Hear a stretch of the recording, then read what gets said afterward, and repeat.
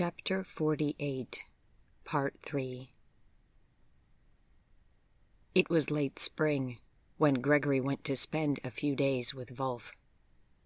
Dieter had flown off to Munich to spend a few weeks visiting at his laboratory and checking on things there, so it was just the two of them.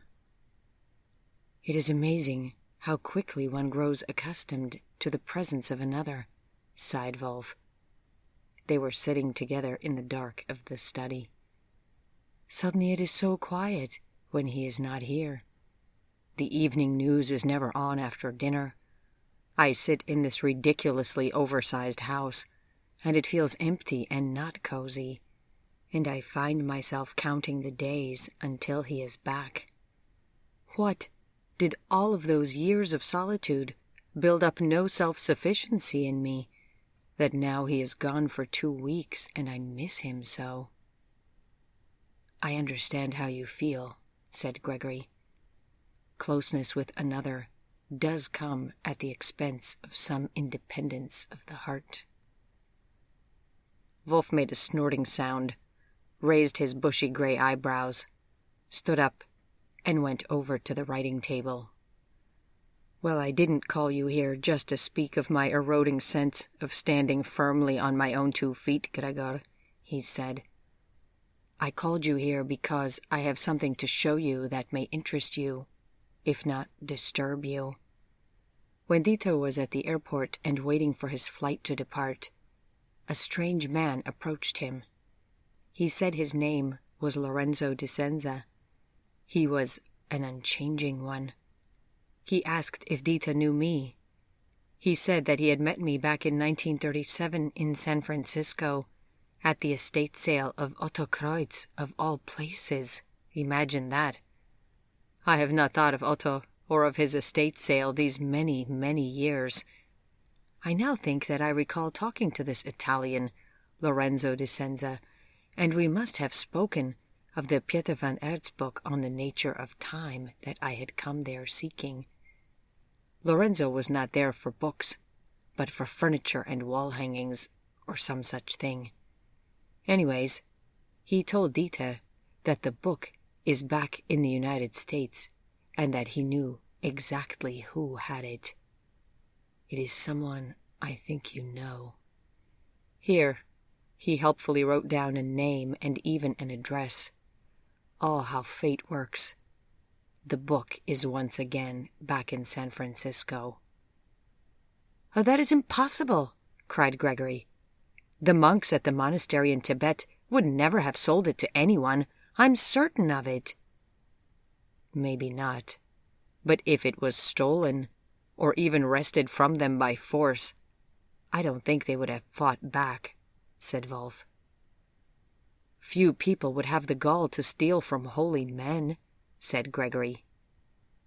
This one would have, said his friend ominously, and he handed Gregory a small, folded slip of colored paper. Lorenzo further said that he had heard of you also, and that you would know more and could advise me if I wanted to try and acquire the book again. Gregory felt a cold shiver run down his spine. What could this mean? He didn't know anyone, was unlikely to be able to advise on anything, surely. With trembling fingers he unfolded the paper. He could not have been more surprised if Abraham Lincoln had returned from the beyond and had sent a note to say that he was now living in Pacific Heights and was inviting them for tea and crumpets. There, in thick black marker, in scrawling handwriting, was the name that he had not spoken in years and years, the shadow that he thought he had outrun, the one woman who had once nearly shattered him. He looked up at Wolf, his mouth hanging open. Wolf sighed and nodded. It is as I have long supposed, he said gloomily, standing up and walking to the bookshelf. You never told me how it all came to pass with you, but this one I know from years and years ago. She has a certain recognizable style, a pattern to her tastes. I'm sorry, my son. It explains much. That had to be a hard fate to bear. Gregory thought it seemed like the room was going around, but he knew he had had nothing to drink, so it could not possibly be so. It seemed Wolf was waiting for him to say something, but he could not get any words out. It was like being found once more by the devil himself after having stayed successfully hidden for years and years and years. With a seemingly endless amount of time in which to go everywhere and to run into everyone again, it suddenly seemed less amazing that his path had once more intersected with hers. But rather what was amazing was just that it hadn't happened even sooner. Wolf returned to the sofa with a book in his hands.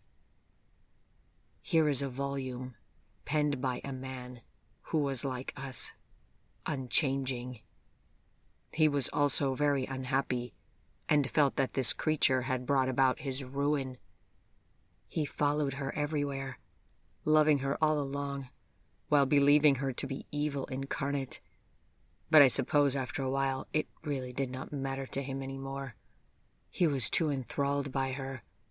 He ended up ending his existence over her, but not before writing this book. She is a rule breaker and has done many things that us reasonable ones are opposed to, and more than once there has been a price on her head among those like us, most recently with the publication of this book. Granted, this was close to 200 years ago now, but I remember hearing her name often back then. She is older than I am, you know. No one knows exactly how old she is. She is very secretive and clever, and no one has ever come close to trapping her. I, for one, am not sure what could be done with her, even if she were to be caught. As I said, she is much older than most of us, and things are possible for her that are not possible for others. Gregor, are you listening to me? Gregory nodded weakly. What a nightmare. Listen, if she has this book, although I don't know why she would want it, as she is hardly the literary type, then she can have it. I'm not about to stick my hand into that hornet's nest. It isn't worth the bother. But my fear is that this isn't about the book, Wolf told him. What else could it all be about? Asked Gregory hollowly. About you, said Wolf, setting the old volume onto the coffee table, since Gregory refused to take it from him or even to touch it. About me? Cried Gregory. No, it couldn't be. It simply couldn't be about me. She knew I would want the book, and she knows that you and I are friends. Perhaps she thinks you will come for the book, said Wolf. If you do not come, she may look for another way to get to you, and I would not want you and Frau Vivian to come to harm. A cold sweat poured down Gregory's neck. He had not thought of possible harm to Vivian. Oh, God, how did she come to find me again? He asked. Wolf shrugged. How should I know? He asked. Maybe she has been sleeping with Henderly and learned about all of us? Or she has blackmailed our banker? I cannot begin to imagine the depths of her influence or of her immorality. Gregory wiped his brow with his hand. Oh, God, I suppose I will just have to ask her when I see her, he said. It was inevitable, wasn't it? He had evaded her for years. At some point, their paths would have to cross once more. You do not have to go and see her, said Wolf quickly. In fact, I'm not at all certain that that is wise, walking directly into her trap. I merely wanted you to be on your guard. That is all. What, so I can sit in Vivian's house at night and jump at every sound now, and wonder if we are going to be attacked? There is no way around it but to face this thing, said Gregory. Atta told me to not be afraid of anything, or the fear would undermine and corrupt me. Having tried to save myself from one corruption, the one with my self-despair, am I now going to fall into another? I don't see any other way than to go and face her. When Dita comes back, we will call Ferdinand, and we will all hold a council together and see what advice we can come up with, Wolf told him. We will write to others in Europe, too. She cannot get away with threatening people like this. I appreciate the gesture, Wolf, Gregory told him, but I have to go and take care of this now, and on my own.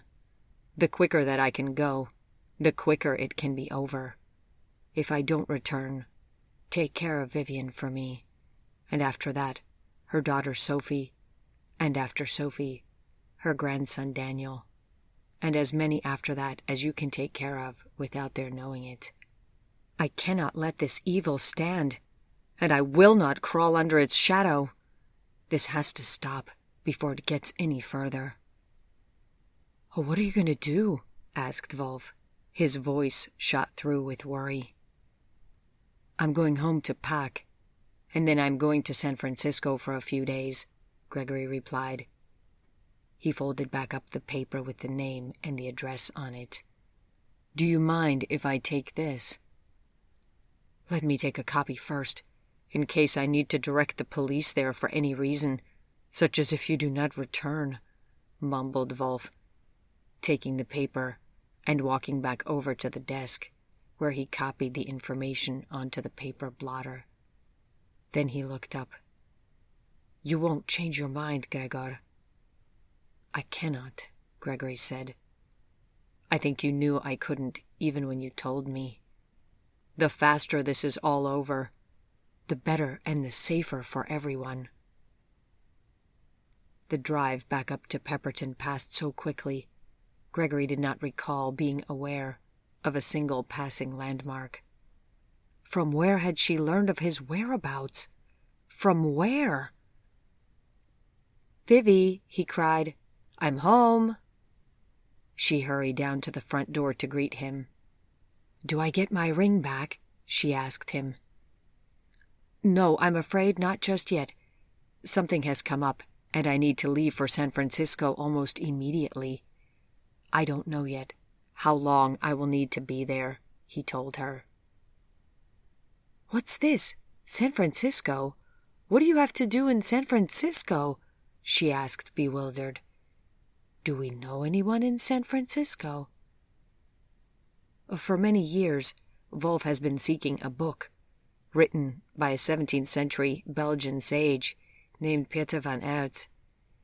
It is about the nature of time, and it is also about stepping out of time through something akin to meditation. I saw this book once in the Tibetan monastery that I believe I told you of. Anyways, someone has taken this book from the monks and has removed it to San Francisco. I want to get this book for Wolf. He has done so much for me. It is the least I can do for him in return, Gregory explained. Vivian frowned. Why can Mr. Gerstner not go there and get this book on his own? She said. Gregory hesitated. To lie to her was agony. To tell her the truth, unthinkable. The seller is someone that I met once, so I think I will have better luck to get the book than he would, he finally said. Who is it? Vivian wanted to know. Oh, this old lady, he said. I want to tell you all about it, but do let me do so when I return. Can I come with you? Vivian asked. He kissed her tenderly. Not this time, love, he said. Next time for certain, but not this time. I will hurry and return as quickly as I can. She frowned. There is more that you are not telling me, she said. You are right, there is more. I would never lie to you. If there is more and I am not telling you, let us learn from our past and assume that there is a good reason for it, and that I will tell you as soon as I can, as soon as I return. I would never hide anything from you, just to be duplicitous, he told her. And what if you do not return? She whispered, suddenly fearful. I will return. I swear it, he told her, taking her in his arms. I swear it on everything that is holy. I swear it on this love that we have together. You have my word that I will hurry and return in a few days' time, and if not then, in a week, as soon as I possibly can. I'm doing this for Wolf, but there is also some part of this that I am doing for the two of us. I will explain more when I return. Take care of yourself, and just don't die, Gregory, she told him. Critical path by which I travel, he told her with a gentle smile. There were no lengths to which he would not go to keep her safe, he thought, even if it took him from her side for a time. She squeezed him tight and pressed her cheek against his chest, and when she pulled away and left him again, he passed his hand over his shirt front, and he realized it was slightly damp from her tears. The flight to San Francisco was uneventful. It was a strange kind of visit, to be arriving without advance notice, and without checking to make sure that his target was at home. Well, as she seemed to know everything anyways, so perhaps she could see him coming. He spent the flight trying to recall everything about her that he could remember, but overriding all of his memories was the sense of her extreme beauty, her extreme coldness, and his extreme injury and suffering that came from his time with her so long ago. He tried not to think of the fear. He had been at a very low point when they had met, drinking himself to oblivion regularly, when she had approached him in a saloon.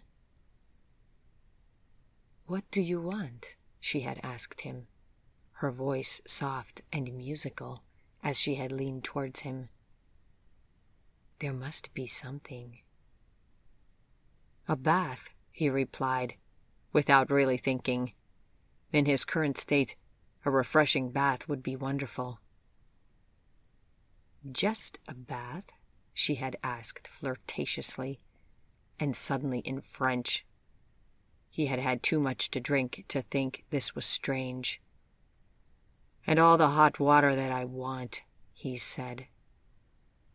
And that was how it happened, that he had sold his soul for a bath. He followed her home and let her lay him prone on her sofa and do with him whatever she wanted. Still very drunk, he had not realized that he was not dealing with an ordinary woman, not even when she sensuously disrobed for him and joined him in the bathtub. The ensuing horror was physical assault, pain, and bloody violence beyond his worst imaginings. Even now it made him shudder. But then he thought of the attorney John Mackey, and how he had wisely come to see their street accident as a kind of blessing, despite the injury that had come from it. His education, career, wife, and family had all been made possible because of it. What had happened to Gregory was similar, was it not? Without his injury, he would no longer be alive, would never have met Karl, or Wolf, or Ferdinand, or Dieter, and would of course never have been around long enough to have met Vivian. The hatred of this creature is really just another form of fear, he told himself, and I have to suppress it if at all possible, or she will always have the upper hand. I will do what Atta told me once, to fake it till I make it.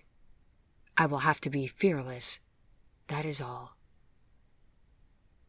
He arrived in the early afternoon and had a taxi take him straight to the address that the mysterious Lorenzo had given to Dieter. It was a white stone palace of an estate that was surrounded by a grand black iron scrollwork fence and gate.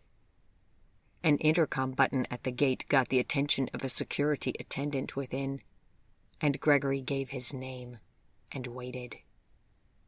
He thought the man might ask to know the nature of his business, but after a few moments the gate swung open, and Gregory was allowed inside.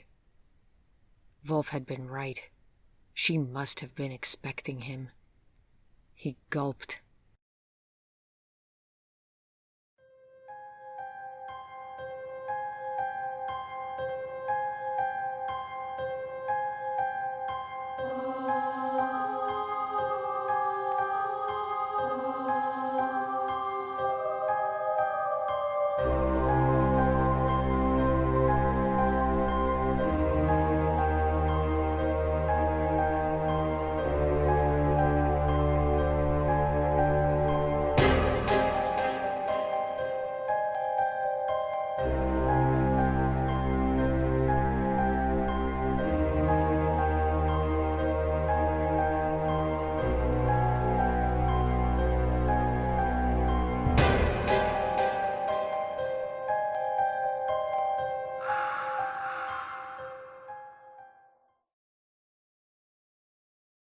He was shown indoors to a tall stone hall, from where he was shown to a brilliantly sunlit stone wall parlor, where he was told to wait.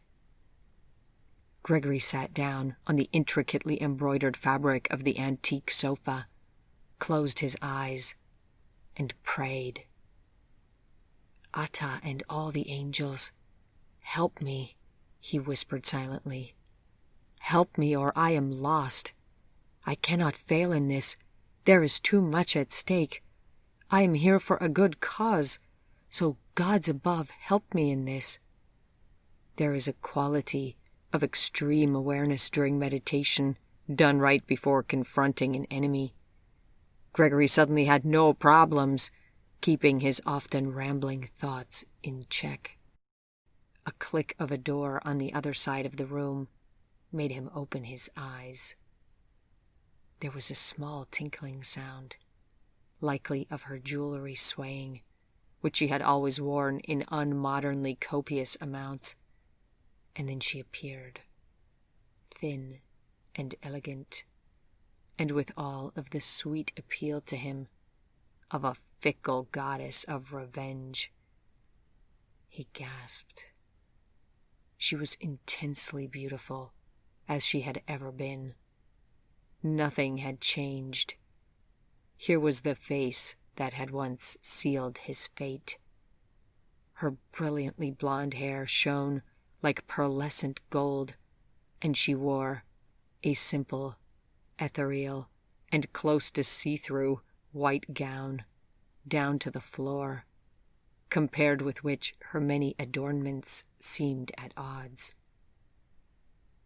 "Ah, Grégoire Le Beau," she said, her smile widening with each word as she stepped closer to him. "After all of this time." "Adélaïs," he said, rising to his feet, his mouth surprised to be speaking her name again after all this time, after he had sworn to himself to never speak it again, in despair or in a curse. "Come, kiss both of my cheeks," she commanded. He did, and they were cold as ice. "What have you been doing with yourself these many years, mon enfant?" she crooned. "Trying to get over what you did to me," he thought bitterly. Instead, he answered, "I've been keeping busy. I see you still live as you once did, in high style." "Oui, but it is lonely sometimes," she said, coming to sit down beside him. She smelled of rose oil and other floral fragrances, like a verdant garden, completely at odds with the dead thing that she was. "Oh, come now," he said. "Surely there is someone upstairs and keeping your bed warm right at this very moment. I never knew you to be alone." "One can feel alone without truly being alone," she said, sounding miffed. "Vraiment, you may not believe me, but I sometimes tire of these games with simple creatures that do not understand me." "You tire of all games, and after only a few rounds," he told her. The smile that came across her face was the first truly terrifying thing he had seen since his arrival. "Je sais que tu me détestes," she said from under lowered lashes, each syllable like a bell. "I don't detest you," he said. "I hardly think about you at all." She frowned beautifully. "I know why you are here," she said. "I would imagine you do, having set all of this up," he said coldly. "Je veux te faire une offre," she said. "Then make it in English," he said. "I hear that you have a new woman, and that she is a mortal woman," she said. "How do you come to know so much about me?" he asked. "It would not be saying much of me to neglect to keep an eye on my offspring," she said. Gregory gulped, trying to shake off the feeling of disgust that came over him at the thought of being her offspring in any way. "You've been watching me all of this time?" he asked. "Well, no, I confess not. I do get busy sometimes, and you are not my highest priority. And then there were all those wars to avoid.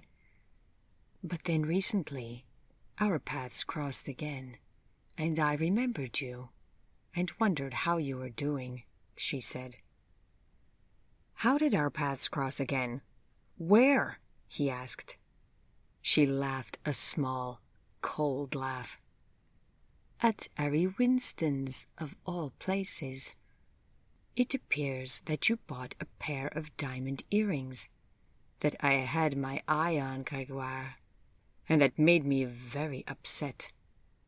I demanded to know who had bought them. The stupid clerk refused to tell me. Then he told me." Gregory shuddered. He hadn't heard anything about a murder at Harry Winston's, but then he wasn't up to date with the news, so for all he knew, the poor man had been done in by this murderess. And as for how she had found him again, Vivian would just look at him now and tell him that she had warned him against buying her lavish jewelry in New York, that only a fool would do such a thing. His heart sank. "I read your name and your address in the ledger, and I'm assuming that my earrings went to this woman of yours. Well, and so then I was thinking, bien, because I'm not a hard-hearted creature, that this new woman of yours, it will be hard for you when she dies. It is unwise to love these short-lived mortals." She smiled an odious smile. "Come to your point," he said sharply. She had hit on a topic he never wanted to discuss, never wanted to think on at all. "Well, I was thinking, perhaps she would like to become such as you are?" she asked. She pulled up a shapely leg beneath her and leaned forward, her eyes sparkling dangerously as she said it, her several necklaces swaying eye-catchingly. "I doubt it greatly," he replied. How horrific. The mere thought of suggesting it to Vivian made a cold shiver run down his spine. Ask her, she told him. She may surprise you and say oui. She deserves to at least know of this offer, wouldn't you say? She will say no, Gregory answered. Ask her, she repeated. Then and only then will you know for certain. Why would you offer this? He asked, confused. Because I'm hoping that it will make you less spiteful toward me, she said. Perhaps I feel that I owe you something back, having taken something from you in the past. And also, I think she would fascinate you less if, finalement, she was around forever and ever. Then we might get you back into circulation, as one might say. If she dies, you are the kind of heartbroken poet who might just end up pining for her forever. And that would never do. She smiled another frightening smile, the kind of smile that Atta's inhuman creature might make, Gregory thought. She laughed. Gregory did not. It was disgusting, the way she spoke of him, like a public object that should regularly change hands. He was highly skeptical of her offer. Kindly drop this subject. I grow weary of it, he told her flatly. Now let's negotiate about the book. You knew I would come here to ask you for it. My friend has long desired to have it. Name your price. She gave him a victorious look. All of the ice and silver and crystal in the universe reflected in her cold sparkle. Oh, she made Anastasia look like the warm and mothering type in comparison. Her small, beautiful teeth looked like they were made of glass. This was a bonne idée of mine. You are spectacular, Grégoire. Perhaps my best. The more I look at you, the more I think it would be a pleasure, peut-être, to have you again for a while. It was far better this way than to show up at your front door and demand that she give you to me. The book, then, in exchange for you. So this was how she had envisioned it. He gritted his teeth and suppressed the urge to hit her. I'm not going to be part of any such arrangement. Please name your price in United States dollars. Oh, tant pis. That is too bad. I think I enjoyed you, didn't I? Well, forgive me, but there have been so many since then that I cannot remember exactly. But I have been good to you. I even gave you a younger brother that I hear you run about with these days. She saw the look of surprise and disgust on his face and laughed. Gregory waited for the windows to crack from the perfect sharpness of her laughter's pitch. Then she leaned forward into his face. Do you know what I think? I think we could enjoy each other still. One day we shall. I will make a down payment on that pleasure now. D'accord? She smiled again. Attends ici. She left the room in a sweep of her long, pale, thin gown that looked more like a peignoir than something suitable for the street, although these days when anything went, who knew what it might be for? When she returned, she held the book in her hands. She thumped it down on the coffee table in front of him, rather more forcefully than a book going on 500 years should be thumped, with a sound that would have made all of Wolf's teeth rattle in his graying head. Small, ancient motes of dust sprang up into the air around it. I have actually read it. It is not all that amazing of a book. take it. And I will take you again later, she said with a smile. Everyone wins. He reached for the book, picked it up, and stood up, eager to flee the place. I will take it, and there will be no later, he said. I think you labor under some grave misapprehension, madame. When we met before, I was a weak and broken man, a short-lived mortal, and easily besotted by what was beautiful. I suppose I was content to be your plaything for a while. Now, I am no longer any of those things. And specifically to your insinuations, I now want my women how and when I want them, not when someone that I haven't the slightest interest in snaps her fingers and thinks to command me. The insult hit home. "Tu cafard!" she screamed. If the windows didn't crack now, Gregory thought, it would be a miracle. "I made you everything you are! I took you from the gutter and made you into what you are! And when I ended it, I left you with enough money to find your way! Qu'est-ce que j'ai oublié d'autre? What else did you think you were entitled to? How dare you speak to me like this now?" She shook with rage. Yes, you picked me out of a gutter all right, thought Gregory, and I fell right back into that gutter, in all my supposed new glory, until love saved me. I owe you nothing. He walked to the door, then turned with the doorknob in his hand. "Do not overestimate your achievements with me," he told her. "You only made me less short-lived. When you tossed me aside like a piece of trash, I was still broken. I was still lonely. I was still weak, and I did not imagine that I deserved better treatment. Only wisdom, true friends, the guidance of a holy man, and the real love of an exceptional woman have finally made me strong.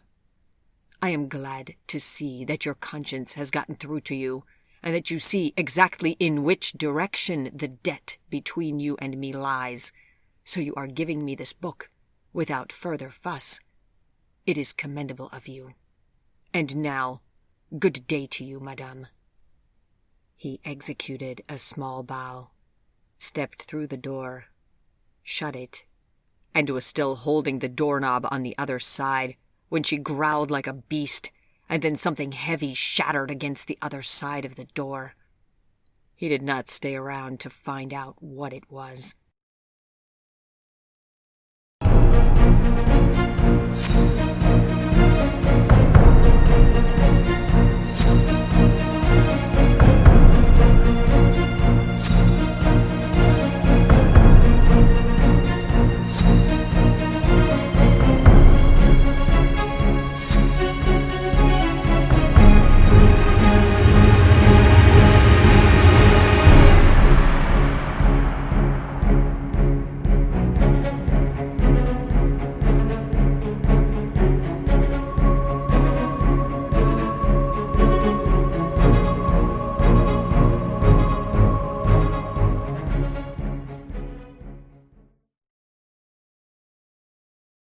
He was heading out toward her front door when he realized that he could not leave things such as they were, because she would surely come for him and in a violent rage.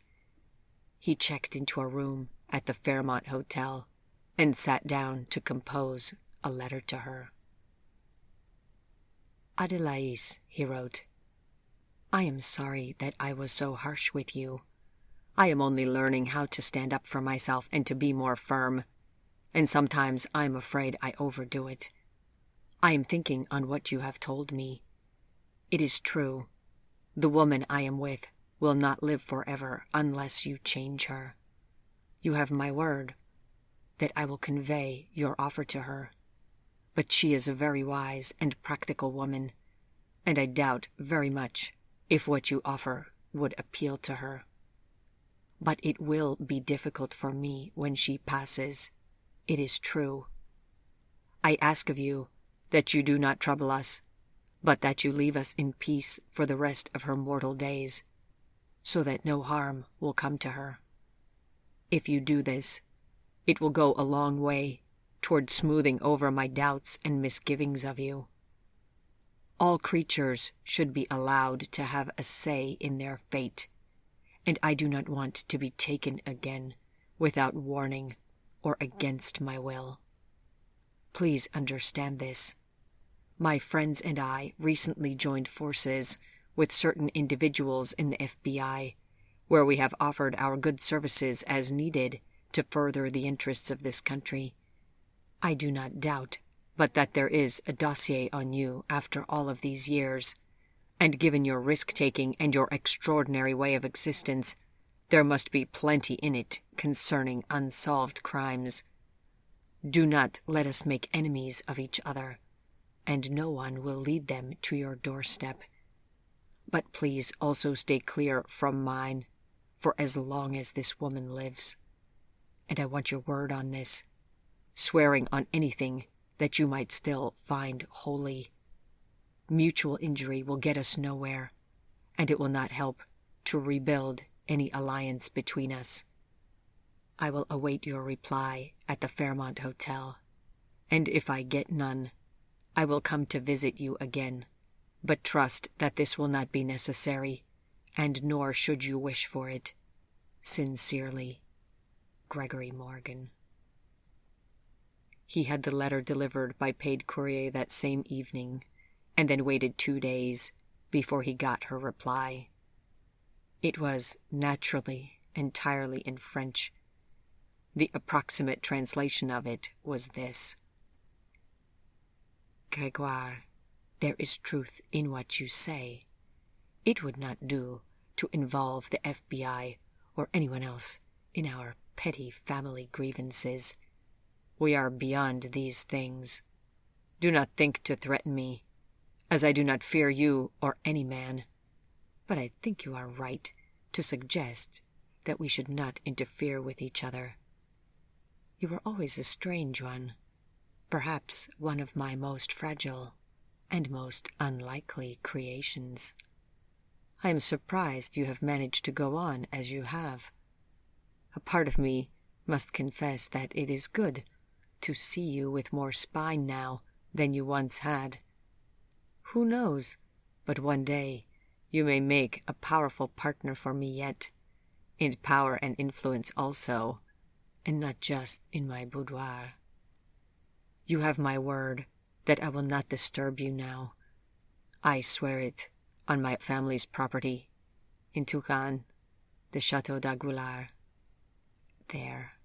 And now you know something about me that I haven't told anyone in years. Tell Wolfgang to enjoy his book, that it is foolish gobbledygook from cover to cover, but that he is welcome to it. Good riddance. And to you I say, until we meet again, Adelaise. Gregory sighed with relief, folded up her letter, and called down to the front desk to arrange for a car service back out to the airport.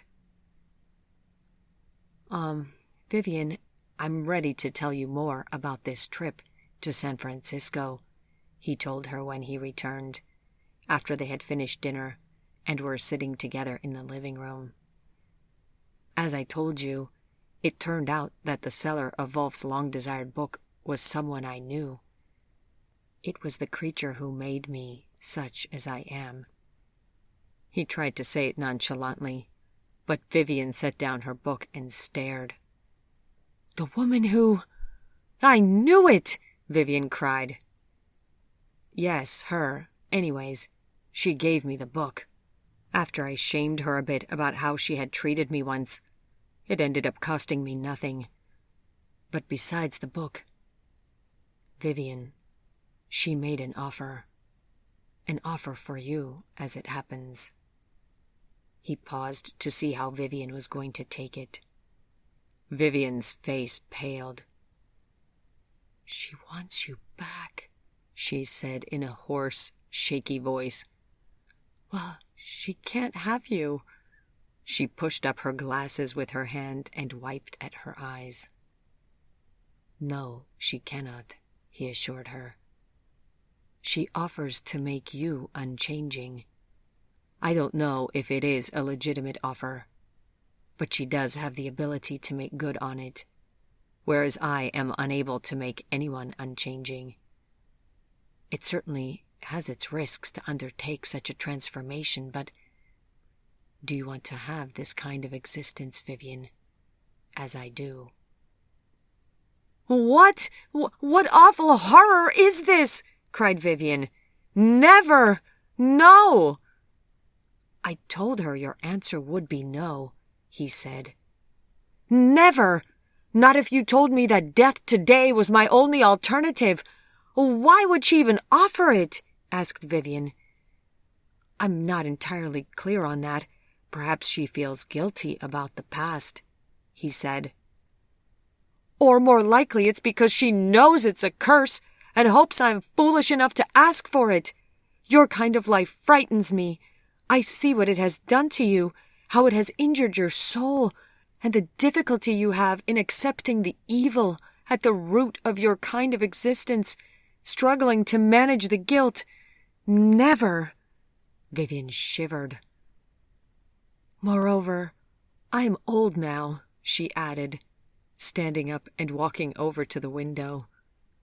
Where was this offer, say, 20 or 25 or 30 years ago? Maybe then I might have been foolish enough to have said yes. But now? I am old. Moreover, I have a daughter and a grandson. Should I step out of the timeline of the generations now? And become what exactly? A ghost of some kind? Like you? She looked at him. The offer does have its challenges, he admitted.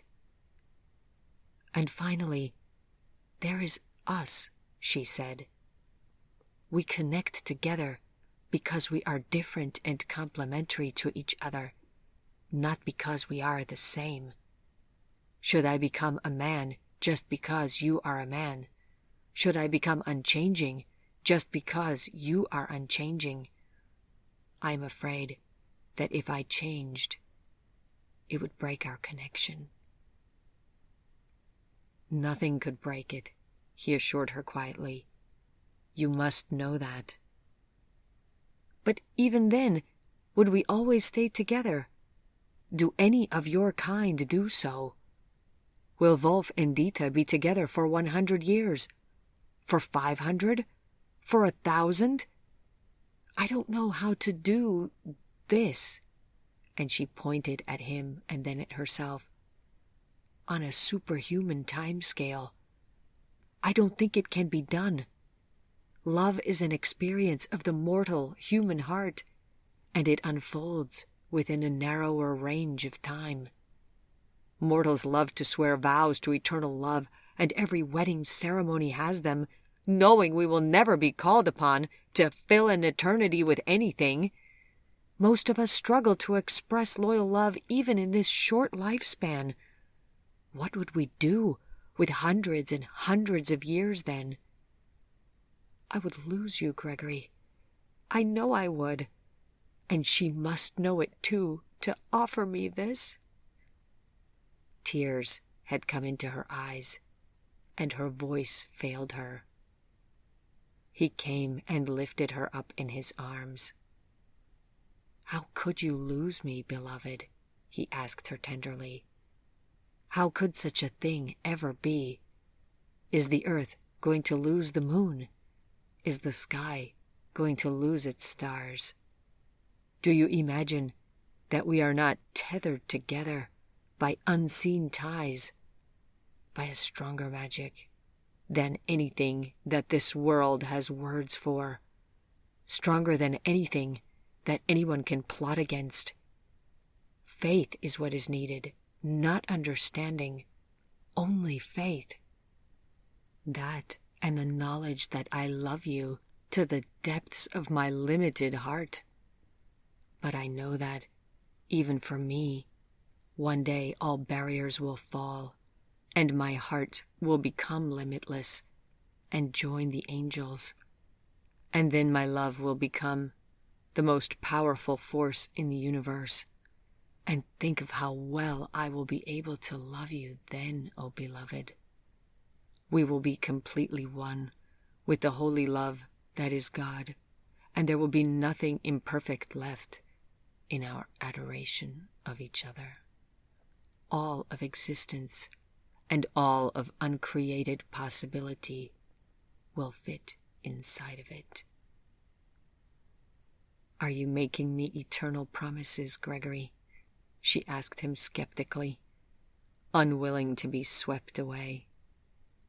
No, I am not making you any promises. I am telling you how this universe works, how everything works, and how everything connects. I saw it once, in a single moment, and now I know. So fear nothing.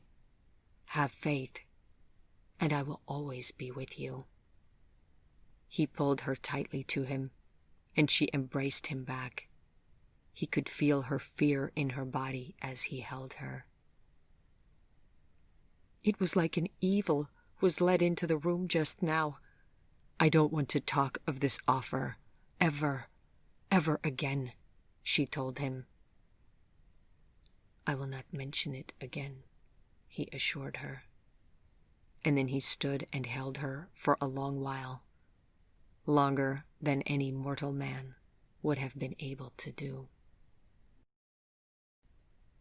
There is not all that much in this book, said Wolf in a disappointed voice when Gregory at last drove down to White Plains to bring it to him. Where is the science? Where is the answer to the mystery of time?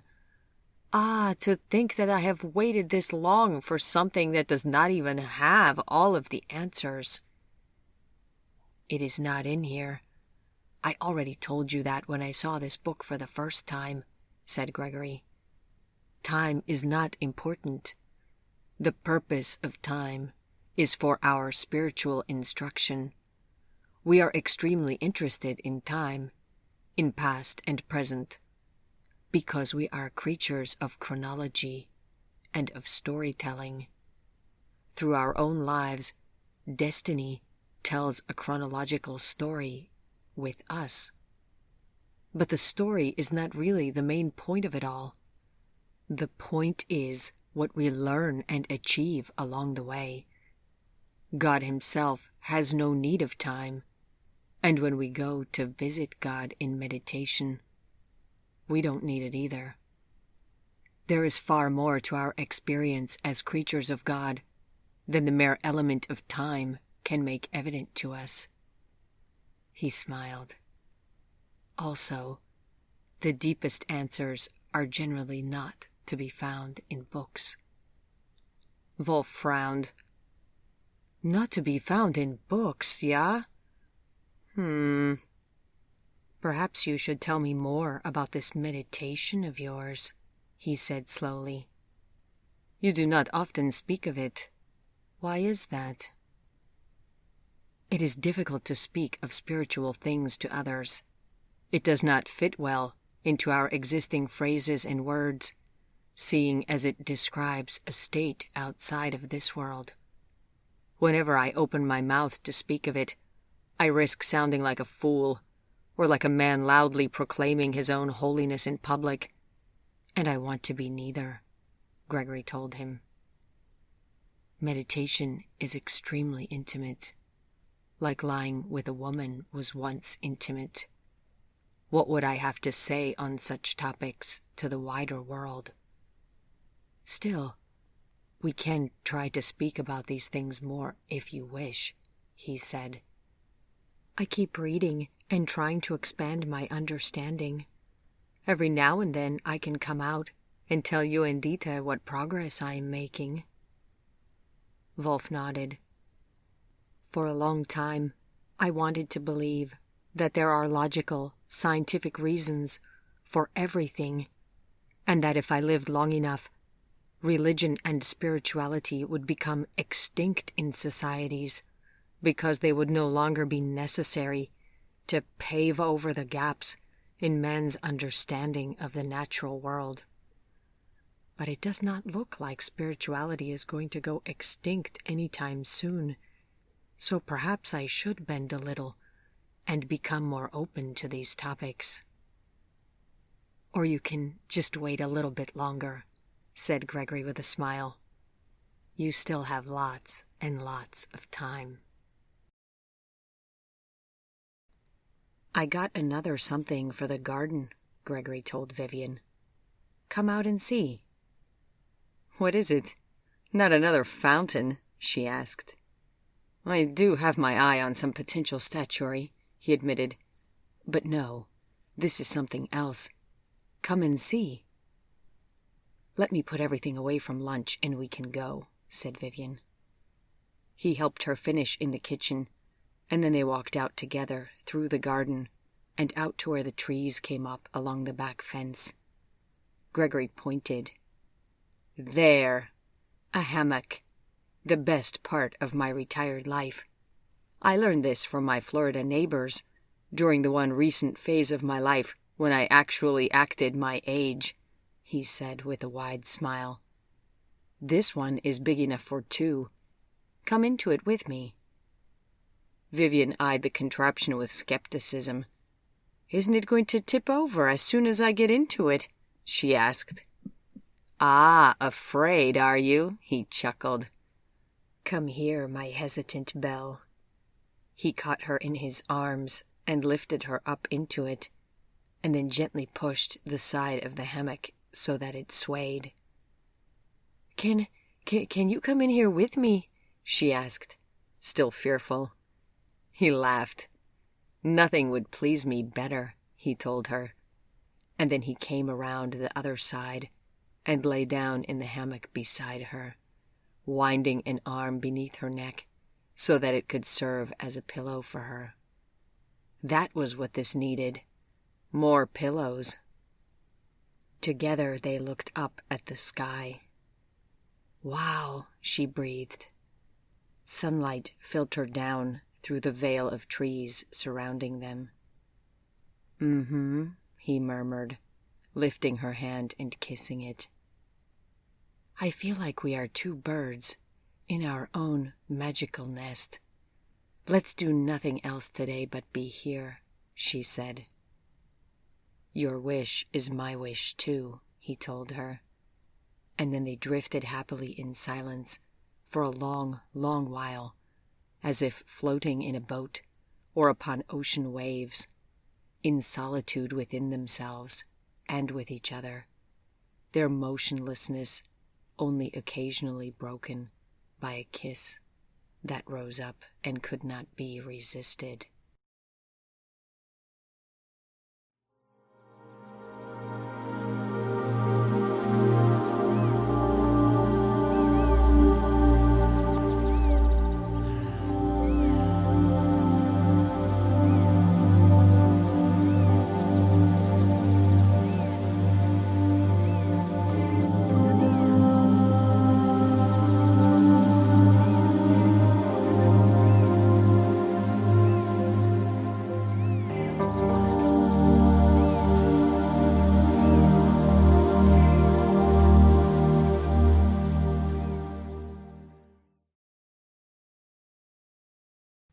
Summer was lovely that year. Everything seemed more beautiful than ever. He wrote and wrote, working on his book about the garden, sharing his drafts with Vivian, and making corrections to them. She listened while he read his poems aloud to her, and then smiled and asked, Is that Lord Byron or Keats? Madame, that is me, he said proudly. I wrote that.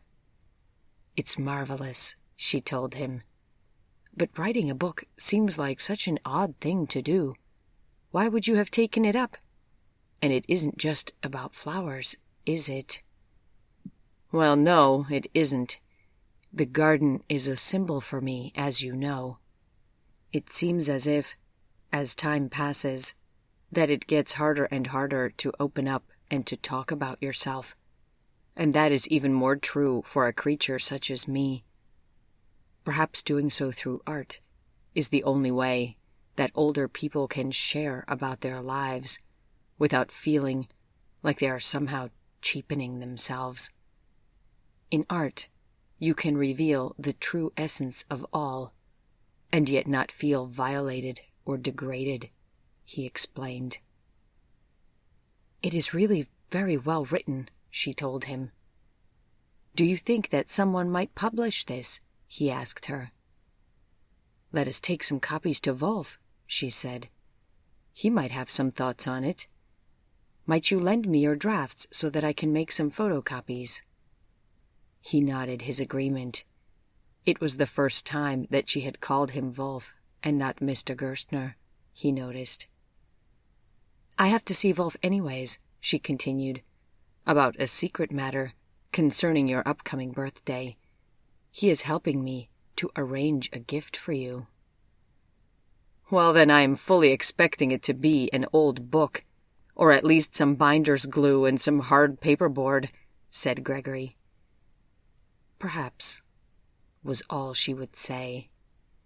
A mysterious surprise. It certainly made Gregory curious.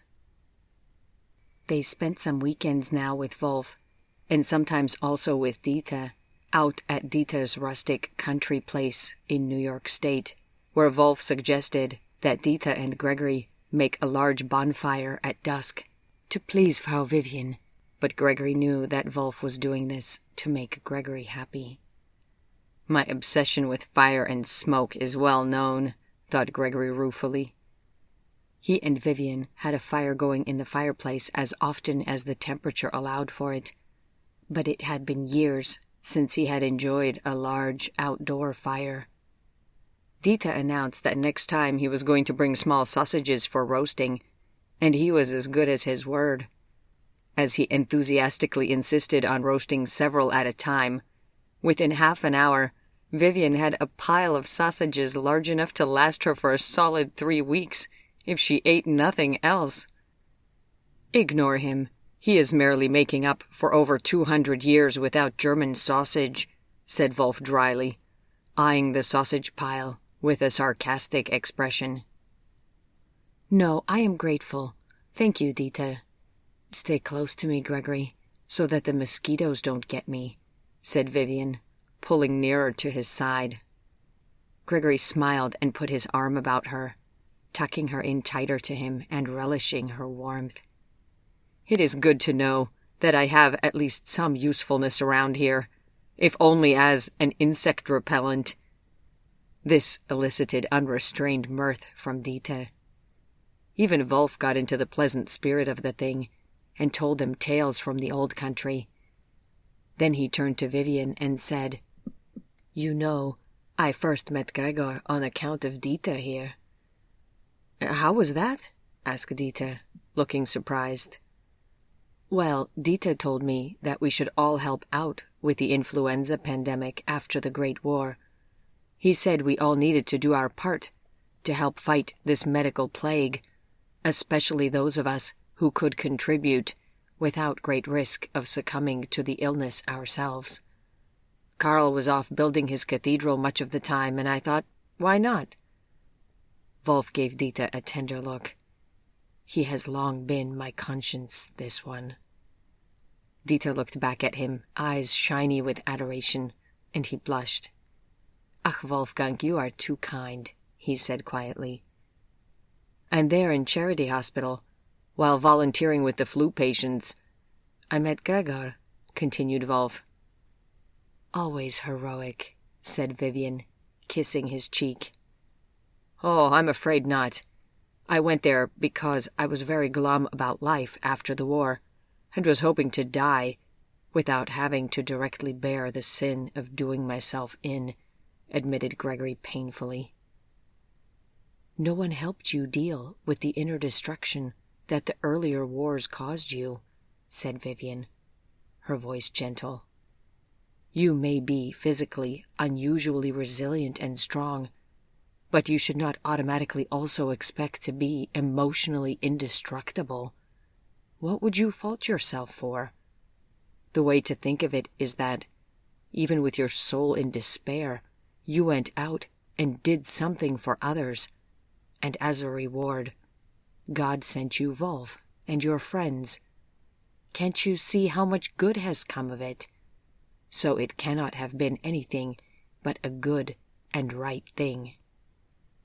"Yes, listen to Frau Vivian, Gregor. She is right," said Wolf, nodding. "If Dieter has been my conscience, she has long been your better sense." "That is undoubtedly true," said Gregory, giving Vivian a grateful hug. Gregory was away in New York just before his birthday, and then on the day of his birthday, when he walked into the house, he knew at once that she was not in it, and not only because her car was not in the driveway. What kind of a surprise was this, that she was not there? Had something detained her? Was he supposed to celebrate all by himself? He walked into the kitchen, where he surprised Whiskey, bent down briefly to pet him, and then walked on into the living room to wait for her. There, on the table, was a wine glass filled with red wine, and with a sealed envelope lying on top of it, reminding him of a sight from the altar at Sunday Mass as a boy. What could it be? He bent down to pick up the envelope, but only had to lift the corner to have the contents of the glass waft up their scent to him, and he knew exactly what it was. He dropped himself into the armchair, stunned. How had she done this? For a moment he worried whether she had done something extremely rash, but then he realized that this was practical Vivian he was thinking of, and that she would do nothing rash. She had even made sure to be away. Cautiously now, he lifted up the envelope. Curling tendrils of invisible perfume seemed to rise out of the glass to him. He opened the envelope with lightly trembling fingers. "Dearest Gregory," she had written on the small card inside, "I want to make you a gift of myself and to keep the connection strong, but dare not do it in any other way. Have this of me as a symbol of the entire gift that I would wish to give you over and over if I could. Happy birthday. I will be back tomorrow." She signed merely her name, making no mention of love, but now that he knew her so well, he knew that where there was room in her written words for interpretation, he should always interpret that she loved him. He picked up the wine glass with its non-alcoholic contents and held it up to look at it. It sparkled with a dark ruby color, and as its surface moved through the air, the scent that came from it filled the room. It smelled like Vivian, like her hair, like the back of her neck beneath her chignon, like her shoulders, like her décolleté, like her skin beneath her breasts and along the inside of her thighs when he had lain with her that one night.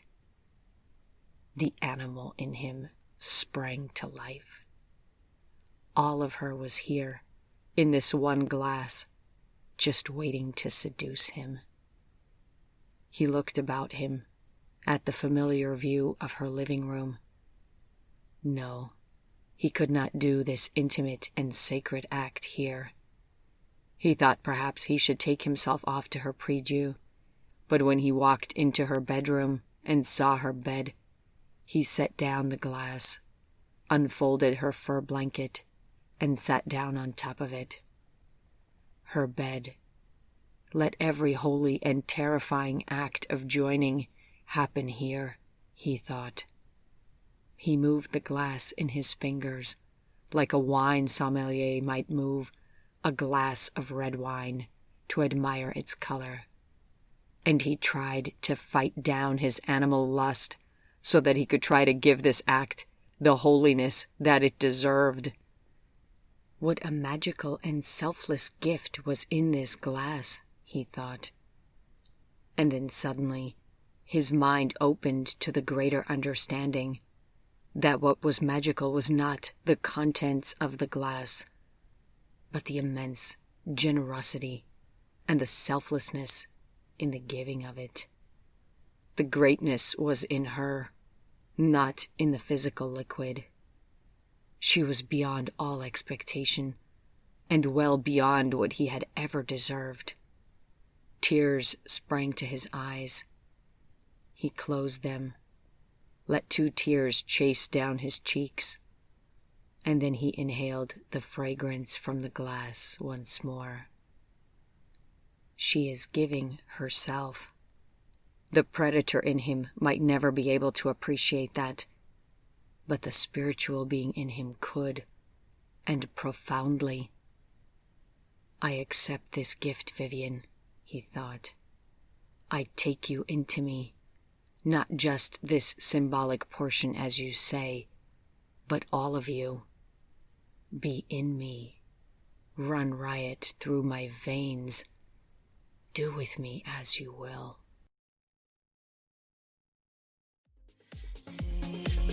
My body pulling in, anticipate my fear, feel how I breathe. Close your eyes and just give in, and underneath my skin, break me now.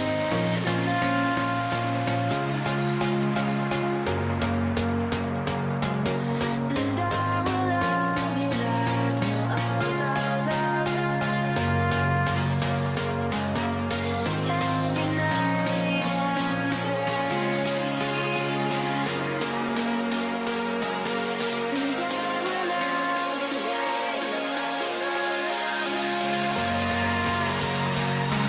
We will be beautiful.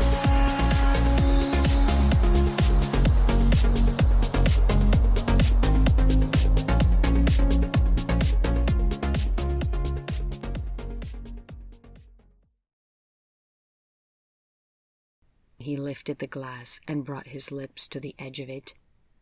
The liquid inside began to move against gravity, with small ripples disrupting its surface. The scent rose into the air so strongly that he almost lost all control. Like a man lying with a woman, he had reached the point where the force of will needed to hold back almost exceeded his physical strength. He held out another few moments, long enough to see the surface begin to bubble beneath his mouth. And then he thought if he waited longer, it might actually begin to make its way out of the glass on its own. So he opened his lips, and he drank. He could not exactly recall later, but it seemed that he did not even have to tilt the glass to make its contents rush forward. It was never going to be possible to savor this in small increments. The contents of the glass roared into his mouth and raced against the sides and back before chasing a fevered streak down his throat. The child Vivian seemed suddenly to be sitting beside him and moving her fingers along his scalp. It felt so good, so good. His shoulders moved forward, restless and still unsatisfied. How could it be done already? Like a drug addict, he desperately wanted more, but there was no more, and for an instant he thought he would perish from the agony of it. This was worse than the temptation before he had tasted it at all. He set down the empty glass, wiped feebly at his mouth, and then, his eyes closed tightly, he lay down, reached for her pillow, and buried his face in it. He tried to focus on the interior sensation, if he could follow the liquid as it moved through him, from destination to destination. I am feeling something that no man has ever felt, something incredible that I would never have felt had I remained a mortal man, he thought with awe. What woman can enter a man like this, after all? It was not possible any other way than this. He tried to soften his raspy breathing, imagining that she had moved into him now, and that he wanted her to be unafraid and comfortable within him.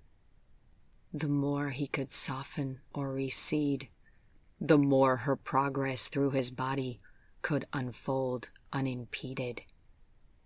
He felt a moving energy along his spine, along his arms, along his torso, as if she were touching him there with her fingers. Go wherever you will, he thought. You have all of me to run free in. There is nothing that you cannot see, and nowhere that you cannot go. With this thought, it did not surprise him then, when he had to shift his legs soon to make himself more comfortable. Ah, these old reactions that no one needed anymore. That's a non-working antique, beloved, he thought cynically, as he smiled in his mind. But you are welcome to explore it. His thighs seemed to have a wave moving through them, as if he were standing in the ocean, and a whitecap was pushing past his legs to get to the sand of the beach. Then his knees, calves, and feet buzzed with a new heat. I am with you, he thought. Don't fear any part of me. Recognize everything here as a part of yourself. Part after part of him was vanquished by her, as he had once vanquished each inch of her on that unforgettable night that they once had together. And this was just as intimate, just as powerful, and as she was not even physically present, it was even more mysterious and amazing. His arm closed about her pillow, his mouth sighing, every part of him alive and moving toward her where she was, inside of him. He gave his utmost attention to this extremely subtle and unseen process for as long as he could, and then hours and hours later, deep into the night, he shook himself to discover that he had actually dozed for a few moments. He got up, washed the glass, and then returned to her bed to do his meditations until sunrise, wondering where Vivian had gone, and counting the minutes until she might return again. As soon as she walked in the door in the morning, he swept her in his arms and covered her face with small kisses. "Did you miss me?" she asked with a laugh. "Oh God, Vivi, I spent the night in your bed, although fully dressed, and with your pillow to my face," he told her. "Where did you go?" "I got a room in Litchfield. I didn't know how much time you might need alone." "Was it a good gift?" she asked. He bent down so that he could lay his cheek against her hair. "The best," he said. "Then I want to do it again. Maybe once a year," she told him. "You don't have to do that," he said, knowing as he said it that she wanted to, and that the sacrifice would be to restrain herself rather than to do it. "But how?" "Wolf gave me some good suggestions," she replied coolly. "Oh boy, I see," said Gregory, wiping a hand at his brow. That had to be an awkward conversation. It had the whiff of his mother disapprovingly discussing his adolescent sexual adventures with his father. All right, but can you maybe tell me in advance next time? I'd prepare myself, go out first, take my time, make it last longer, make it more bearably pleasant." Have time to disrobe?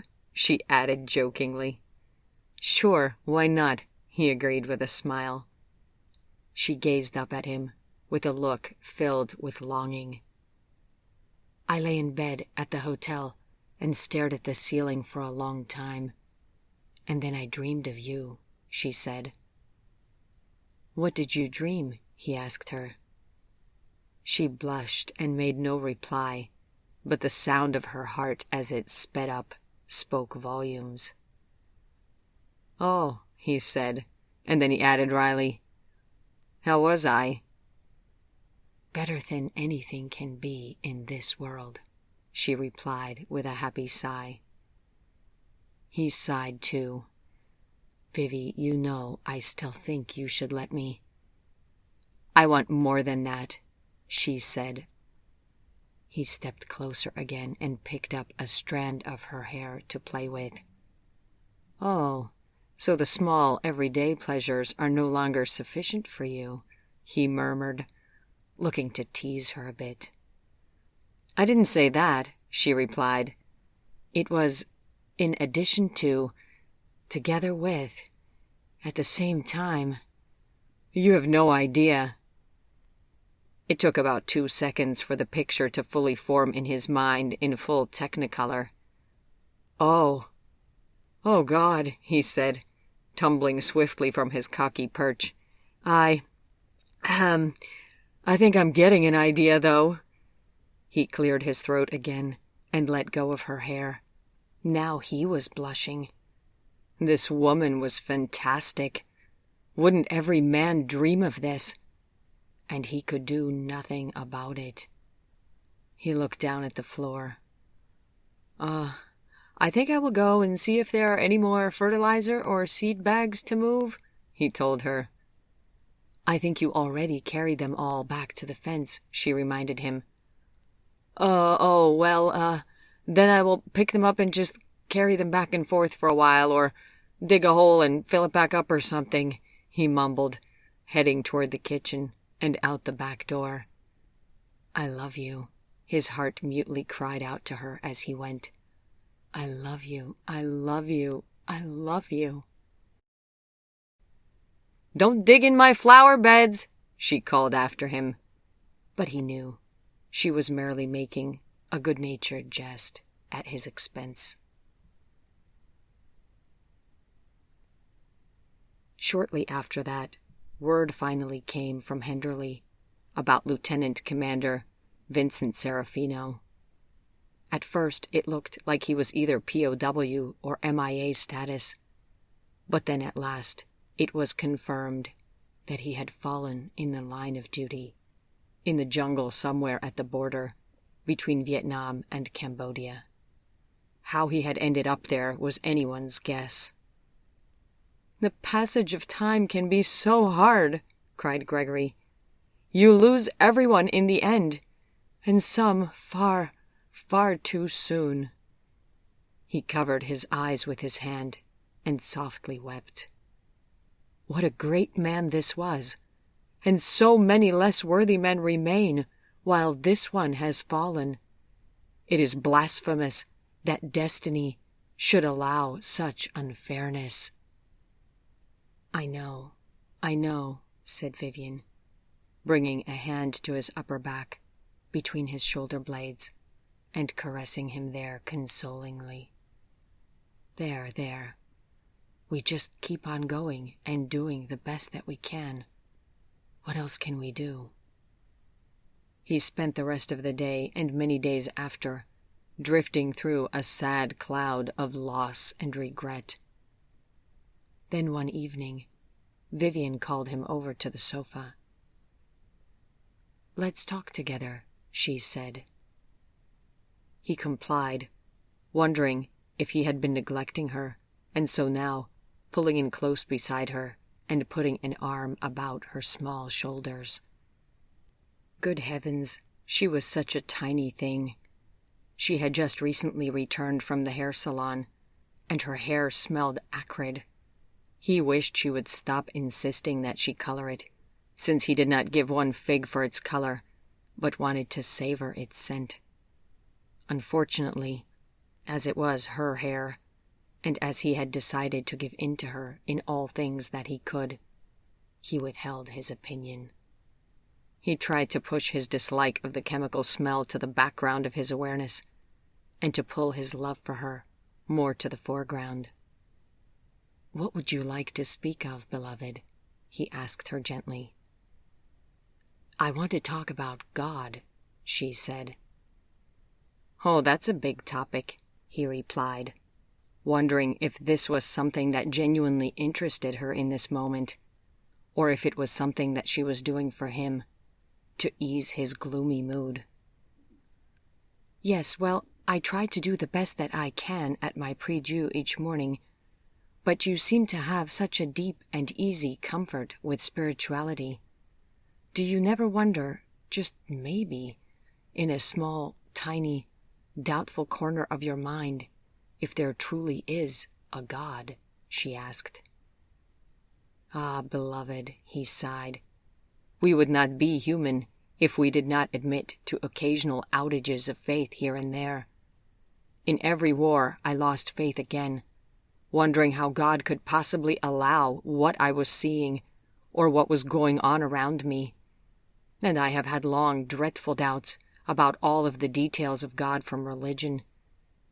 It is funny, perhaps, but I used to pray very, very quickly before my suspicions and lingering questions about all of the details of formal religion could be reawakened. Like, how did God really make the earth in just 7 days? And how was the virgin birth really possible? And so forth. It is only more recently that I have begun to feel that the details don't really matter, and I no longer stumble over them. But deep inside, no, I don't think I ever entirely doubted the existence of God as a basic fact. There is too much overwhelming evidence." "What is the evidence?" she asked. "Is it something that you can see from living for so long?"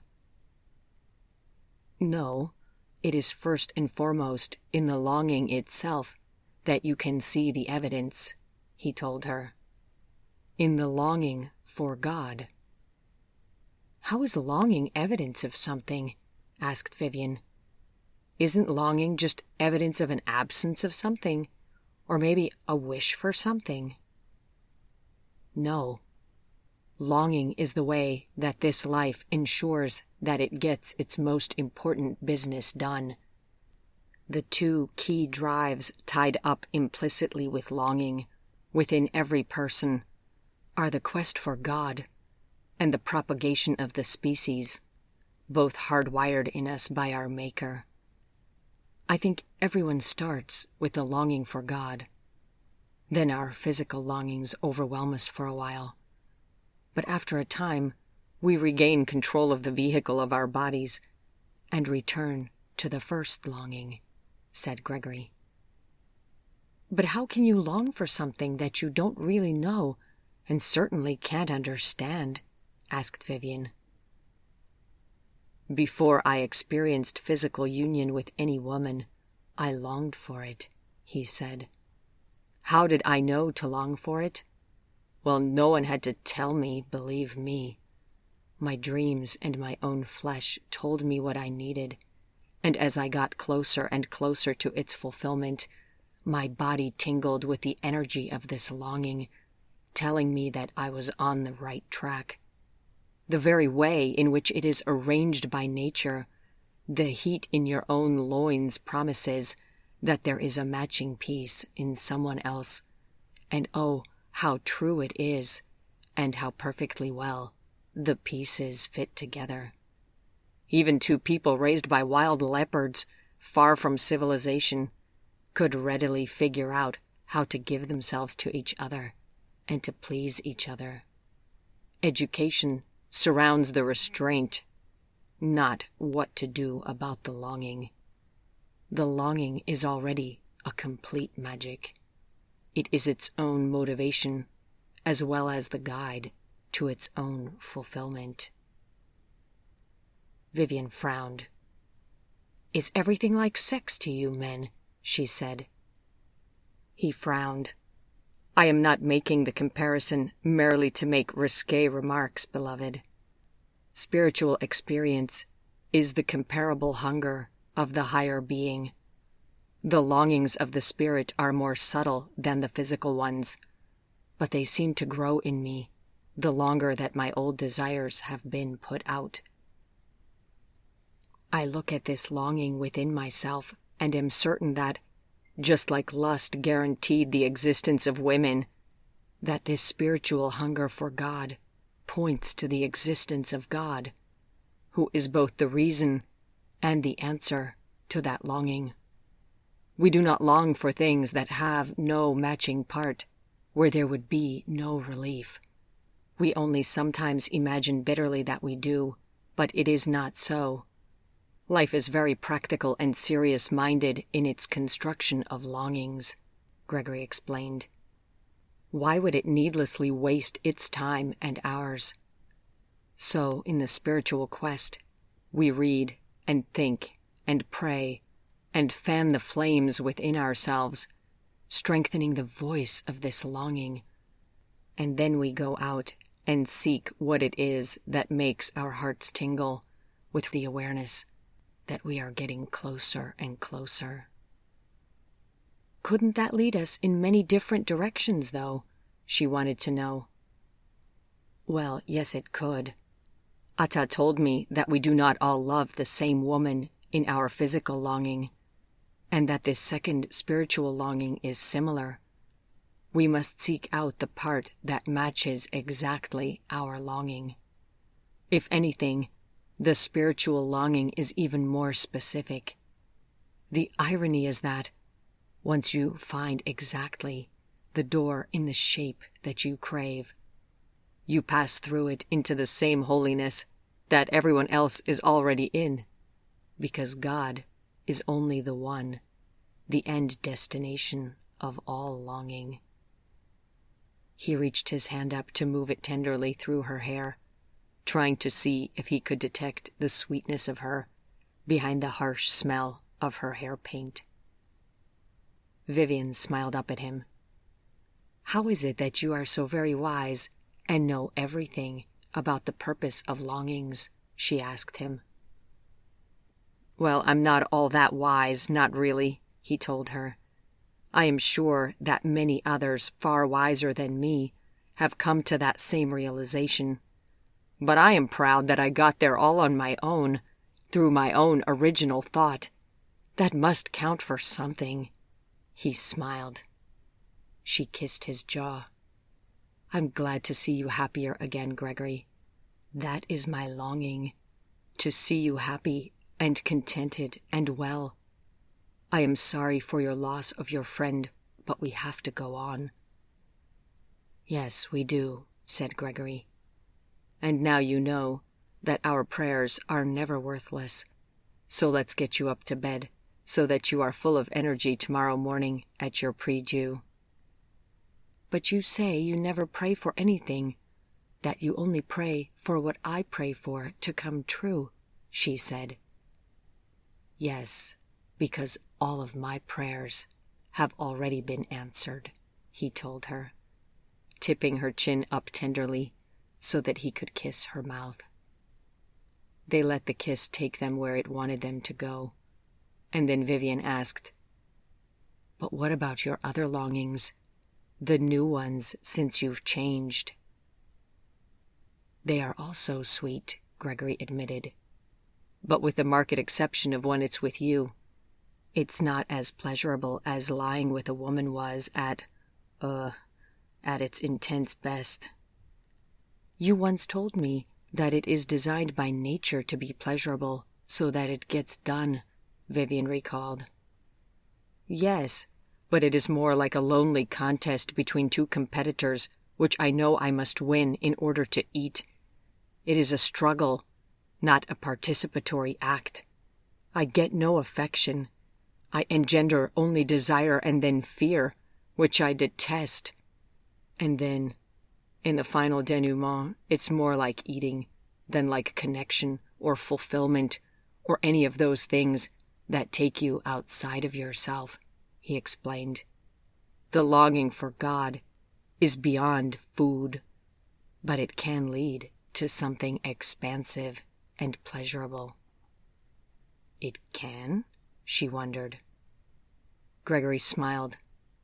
Why would so many be seeking it if it did not meet one of our deepest needs, and then feel extremely wonderful at the same time? So I should feel less sorry for priests, nuns, and monks? Vivian asked. You should not feel sorry for them in any way. They likely feel sorry for us, he laughed. What do you think it's like, that higher place? She asked him. I think it's like a kind of awe. I felt something like it for a few moments in the weeks before I returned to you, and even that changed me, as you can see, he told her. Vivian sighed. At the same time, I wonder, is the proper use of this life to strain to see beyond it? Isn't the beyond coming to us anyways? Isn't it like wishing for snow in July and missing the summer? I wonder about that too, he admitted. But the longing pulls us forward, and we are impelled by it to seek for God. And I have found it best not to question longings, but to see in them a deeper wisdom, as we have just discussed. Vivian sat thoughtfully and looked like she was considering all of this carefully. But at that higher place, he said after a while, I can't imagine that it could be all that much better than what we feel when we drift happily together. Which longing does this fulfill for you, then? Which of the two longings you have spoken of do you come to have fulfilled with me? She asked him, surprising him with this very pointed question suddenly. You are everything, he said, turning to her and moving a hand against her cheek. You blend the both for me. You make me feel lusts I no longer even really have, but I have never touched you only in lust. Not that I know of. There has always been awe and worship as well. Yes, that is true, she said in a small voice. I have felt it. I think of you as a path winding its way through my life, and I cling to you and follow it to wherever it is that I'm supposed to go, he told her. And you never doubt in its direction? She asked. No, never. I doubt God sometimes, but never you. Even after we parted, I'd like to think that deep down I never lost my way to you. And if I did, I certainly haven't doubted it for some time now. The way this feels, this being with you, is proof to me that I'm on the right track, he said. He put his arm back around her shoulders and moved his fingers against her upper arm. She made a small sound and then unexpectedly pulled away. What is the matter, beloved? He asked her. I know we were speaking of God, but we also spoke of longings, and now somehow I am embarrassingly thinking of you bare in the river in Alaska. She sighed. It gets too itchy sometimes to stay close to you when I'm thinking these things. Do you want to sit with me and see if we can get to the other side of it, or do you want to go upstairs? He asked her, carefully leaving out the other alternative, which was to disrobe her, and which he knew she would not agree to. I think I will go upstairs, she said uncertainly. All right, he said. I understand. She stood up, her eyes closed and swaying slightly. Oh, but you looked magnificent, she murmured. Ah, would you imagine that I sometimes wish that it were not so that it would not put a distance between us, he sighed. Have a good night, and I will see you in the morning. Our happiness in this life and certainly much of its beauty, is dependent upon a firm exercise of restraint, he told her another time. I, of all creatures, should know. When we exercise restraint, we bring the angelic parts of us forward, and we find relief from our most passionate longings and our wilder urges. Restraint is a sanctuary with stained glass windows, as much as it is a prison. I love when you speak of restraint, she murmured. It makes me come all unwound. They both laughed. For the most impassioned person I know, to praise restraint so highly seems ironic, said Vivian. Still, I will think on it all more. I suppose my life has also been full of restraint, but I never thought of it as such. I thought of it as needing to put work first, putting food on the table, needing to buy new shoes for Sophie, and so forth. Maybe you can see everything more clearly because you have been free for a long time from material want. Neither that, said Gregory, or I've been so coddled and have thought so long on my pseudo-problems that my brain has become addled. Come here, then, you addle-brained gentleman. I have something for you, she said. She reached into a bag nearby and pulled out a small, hard-covered volume. It is your book. Mr. Gerstner found a publisher for you and got it all arranged and done. You are to contact the publisher about when you are available to come into New York to sign copies at the Argosy bookstore. Gregory took the book from her with awe. There was the first page with its dedication to his mother. I am a published author? He asked. Yes, you are, Vivian told him. Just imagine, he said. All those years I did nothing, and now I have learned to drive, gotten another delivery job, read War and Peace, taken up new hobbies, and even gotten some of my writing published. She smiled. Happiness has turned out to be very good for you, she told him. I am so incredibly proud of you. You have made something of yourself at last, Gregory Morgan, besides infinitely soldiering. Now just tell me, what took you so long? He reached a hand out to catch hers and to soothe his fingers over the back of her hand. I was too restless. I had too many doubts. And I didn't have you. You did this all on your own, she told him. Well, you and Wolf. The book is about the garden, he corrected her, and there would be no garden without you. All right, she agreed. That is reasonable. I am glad you agree, he murmured, and he bent down to kiss her hand. I am failing you, Atta, he thought. You told me to hold something back always, to not give my entire heart to something in this world, but I cannot hold anything back from her.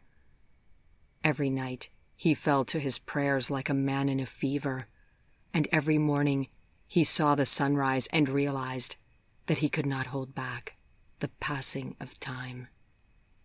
Then, when he knew she was awake, he went up and knocked softly on her door, came up behind her at her prie-dieu, knelt down on one knee on the ground, put his hands lightly on her shoulders, and realized that he loved her far, far more than he had loved her the day before. I thought I had trained myself to live without you, but now I have become so dependent on you once more that it is just as bad as it was before. Oh, have I made no progress at all? I am vanishing, he thought.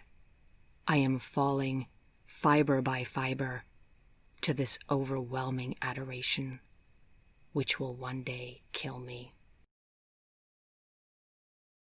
You'll remember me when the west wind moves upon the fields of barley. You'll forget the sun in his jealous sky as we walk in fields of gold.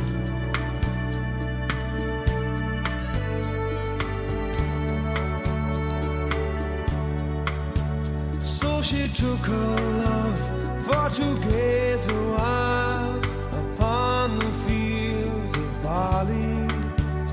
In his arms she fell as her hair came down among the fields of gold. Will you stay with me? Will you be my love among the fields of barley? We'll forget the sun in his jealous sky as we lie in fields of gold.